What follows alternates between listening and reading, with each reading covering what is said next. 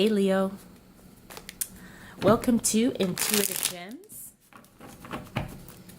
This is going to be a money, abundance, finance, prosperity, wealth reading for you for the month of April 2019.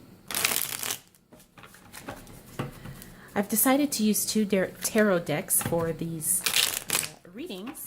I'm going to start off with my Spellcaster's Tarot, and then I will move into my Radiant Rider-Waite Tarot deck a little bit later on in the reading. Now, the recurring theme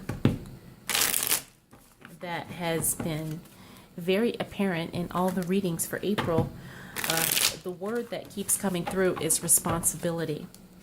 So a lot of us have to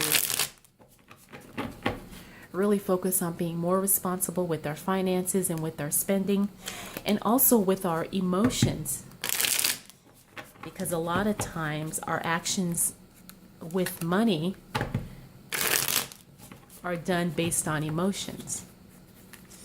So let's go ahead and see what the wealth and finance message is for Leo for April 2019.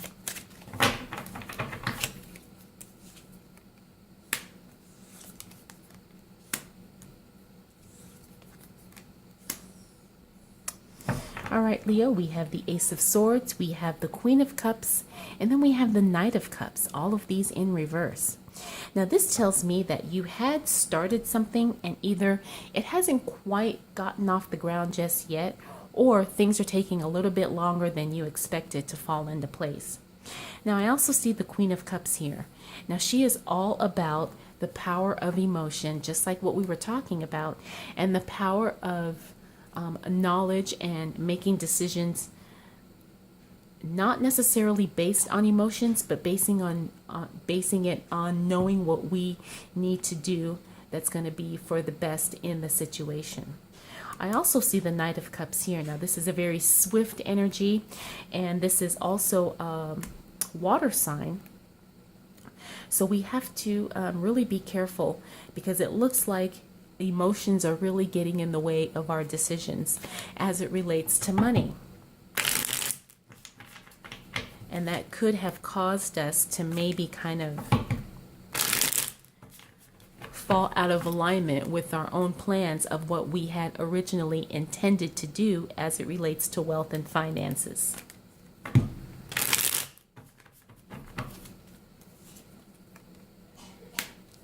We've got the Six of Cups, the Star card,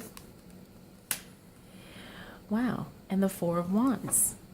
Now, this is a beautiful array of cards right here for you, Leo. Now, the Six of Cups is always about nostalgia. It could mean good memories. It could mean past relationships coming back into our lives even better this time around. Now, the Star card is always a card of success. It means things are going in the right direction. They're growing. They're flowing. Also, the Star card means health as well as wealth. Now, we all know that being healthy is just as important, if probably more important than wealth. We've all heard the saying, health is wealth.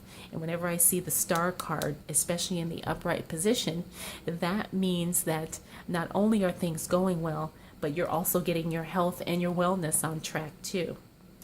Now, we have the Four of Wands here. Now, this is also known as the marriage card.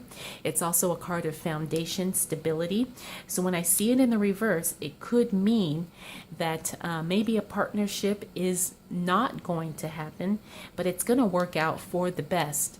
It could also mean that things are a little bit unstable right now, but that's only temporary, because things are falling into place just at a much slower rate than what you had anticipated they would be.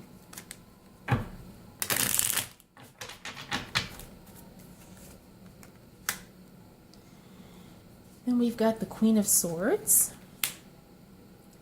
Two of Wands, and the Sun card.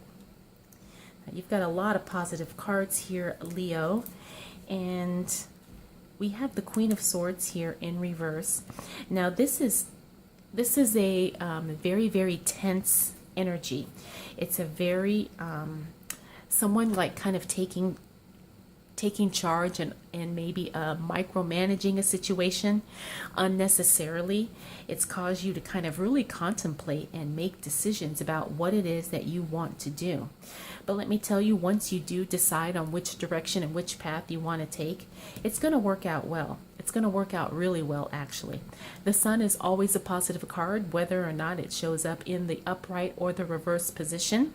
But whenever I do see the sun in the reverse position, it doesn't mean that anything bad is going to happen. It just means that things may either take a little bit longer than what we thought, or things are going to happen for our benefit just in a different way than we anticipated. So this looks very good for you for the month of April, Leo. Let's go ahead and pull from the other deck and see what else we can find out for you as it relates to your money, wealth, and finances for next month.